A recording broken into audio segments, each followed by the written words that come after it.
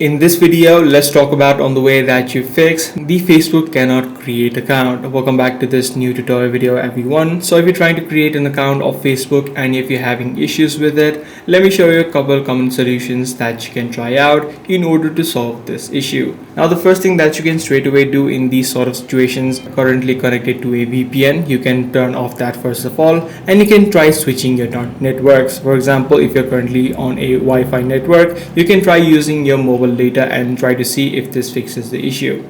If this still does not fix the issue, the other thing that you can try out is use a different device. If you're currently using your mobile phone, try using your laptop or a desktop and try to see if you can now create your account. These sort of blocks usually are triggered by previously banned information or unverified network as well as platform violation.